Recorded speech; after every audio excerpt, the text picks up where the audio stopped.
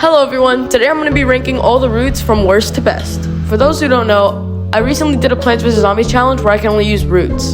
So if you haven't watched that series, go check it out.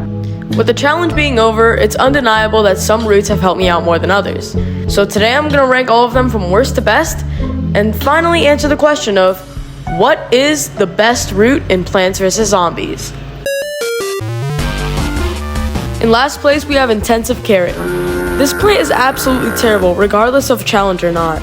Intensive Carrot is an insta-plant that you can use to revive a plant that has been eaten by a zombie. One issue in this challenge is the lack of sun, which is why most of the plants that we used were relatively cheap. Intensive Carrot cost 100 sun, and it just doesn't make sense to use 100 sun to revive a 50 or 75 cost plant that we could have just waited for the cooldown for and saved a little bit of sun. In fact, I never even used this plant in the entirety of the series. We just unlocked him and that's about it. However, the one way that I do see Intensive Carrot helping is reviving sweet potato.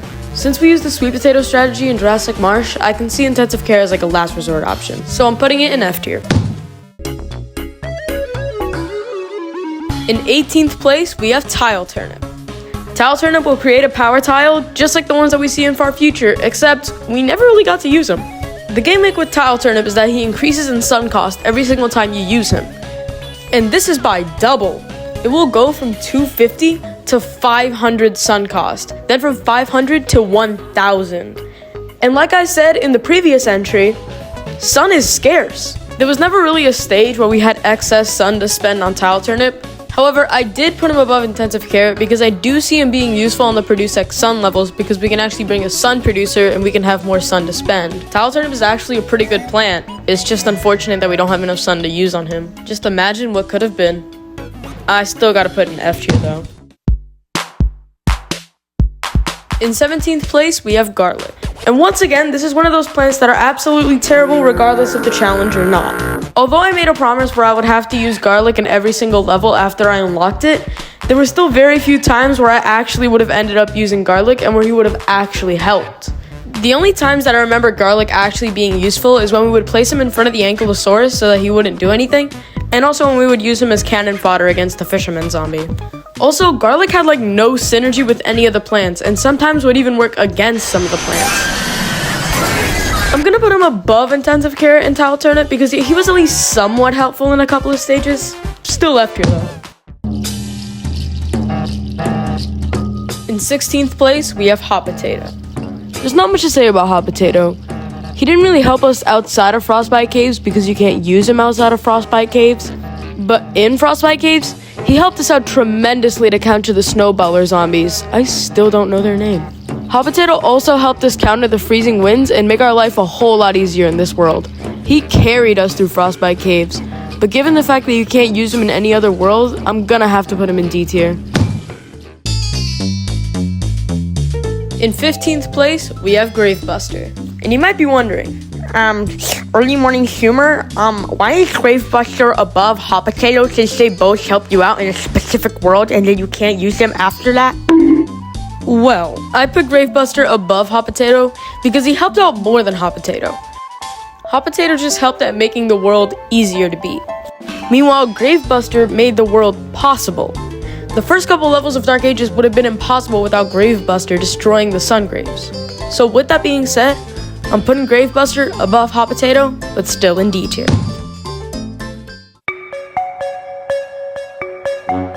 In 14th place, we have Blastberry Vine. The problem with Blastberry Vine is that he's a vine. He's supposed to be placed on top of plants. The problem is we don't have enough sun to spend on Blastberry Vine and another plant to accompany it, because Blastberry Vine costs 175 sun. Even Blastberry Vine alone doesn't do much damage, not even being able to solo a Conehead. Even regardless of the challenge, Blastberry Vine is still the worst vine in the game. The only reason why I got him is because he was plant of the week and I had enough seed packets, and also I had nothing to lose. The only times where Blastberry Vine actually helped me were levels where we had excess sun, such as the Planar Defense levels or the Produce X sun levels. Honestly, Blastberry Vine is just a really below average plant with too high of a cost to be useful, so I'm gonna put him in D tier.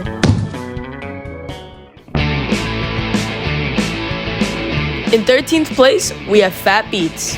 We really only use Phat Beets to counter the seagull zombies in Pirate Seas, but due to Phat Beets having a low attack range and low damage, he he immediately faded into obscurity the moment we unlocked rotobaga.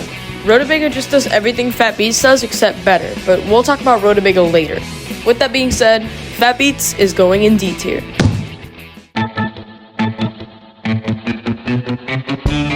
In 12th place, we have Bowling Bulb. Bowling Bulb was the last route that we unlocked in the adventure mode, meaning that we can only use it in 2 worlds. In the few times that we used him, he was okay at best. He's a bit expensive and his damage is mediocre. He was really only useful in 1 level.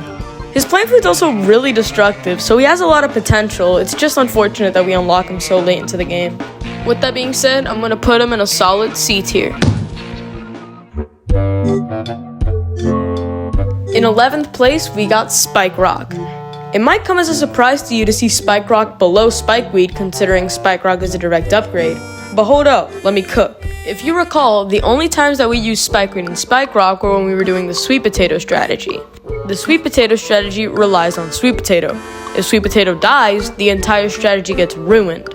Here's where spikerock's cost comes into play. Spikerock costs 250 sun, and I would much rather use that sun to replenish the health of one of our sweet potatoes than to just replace one of our spikeweeds. Spikeweed just does the same job and is more cost efficient, but we'll talk about him later.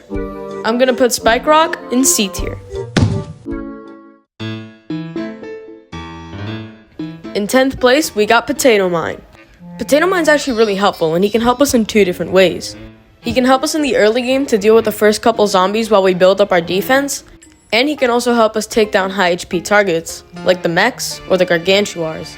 And if we find ourselves in a dire situation where we need to take down a certain target, we can always use his plant food to make him blow up instantly. The only reason why he's able to do these things so well is because we pair him up with another plant, Imitator. But we're not going to count Imitator, we're just going to count Potato Mine by himself. And Potato Mine by himself really gets held back due to his long recharge. However, his high single target damage was still enough to help us out in the beginning worlds. With this being said, he would have been put higher if we counted him with Imitator, but we're counting him by himself, so he's going in C tier.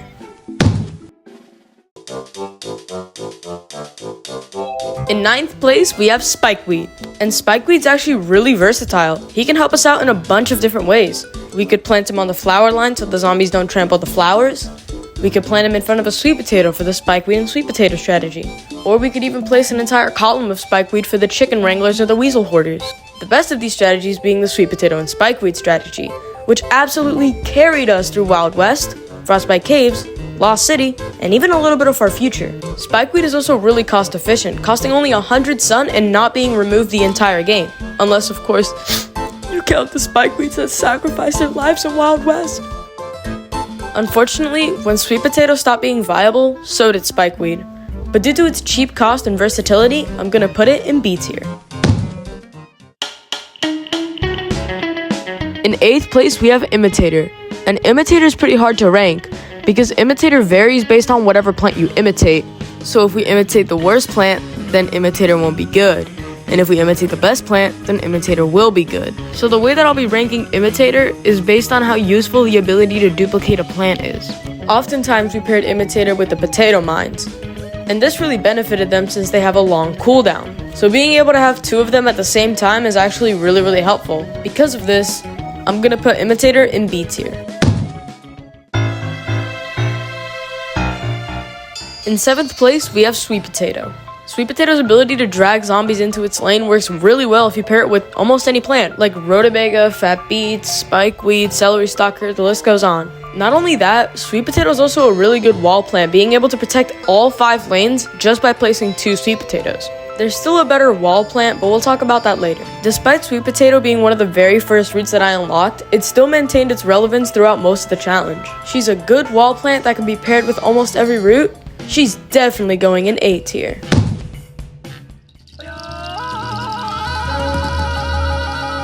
In 6th place, we have Chard Guard. Chard Guard is one of those plants that are still good outside of the challenge. Chard Guard is just a better wall plant than Sweet Potato. It costs half of Sweet Potato's price, and even though it doesn't have the ability to drag zombies into its lane, it has a better ability in my opinion. The ability to knock back zombies. I think this is a better ability because it can let us stall, and it also increases the survivability of Chard Guard. Chard Guard can also knock back high HP targets like gargantuars and mechs. And if a zombie ever comes too close to our defense, we can always just use a chard guard to launch it back to a better position for us. With all of this being said, chard guard is a really good wall plant which can knock back zombies if we're ever in a dire situation, so he's definitely going in A tier.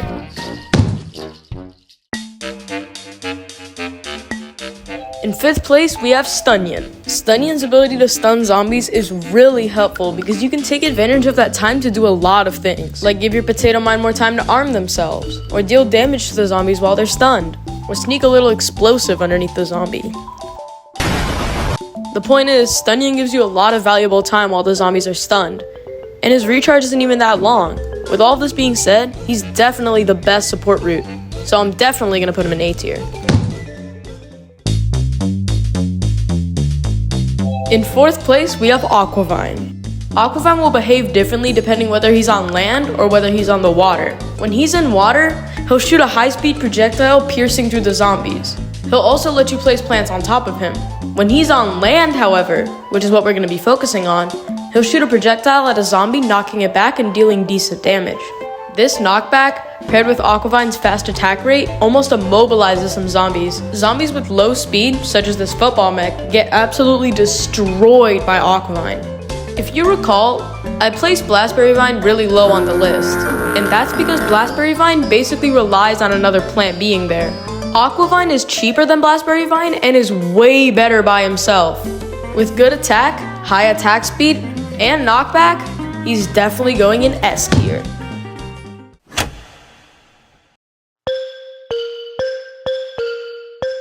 In 3rd place, we have rotobaga, and rotobaga was our very first ranged attacker. This was massive for the challenge, and rotobaga carried us through the next couple worlds. Rotobaga even came in clutch in Big Wave Beach, being able to float above the water. With the amount of wall and support plants that we have at our disposal, we could easily implement rotobaga into any of our strategies, and rotobaga would help out tremendously. Rotobaga is also pretty cheap, costing only 150 sun, and he does pretty good damage. Rotobaga was definitely our most reliable attacker in the challenge, so with all that being said, I'm definitely putting it in S tier.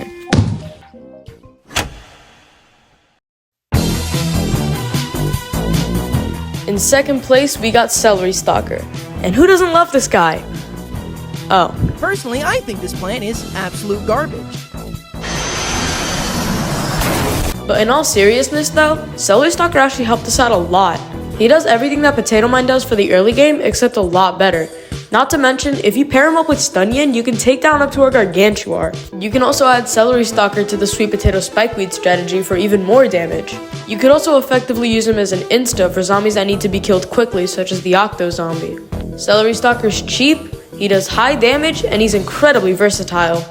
That's enough to get him into S tier.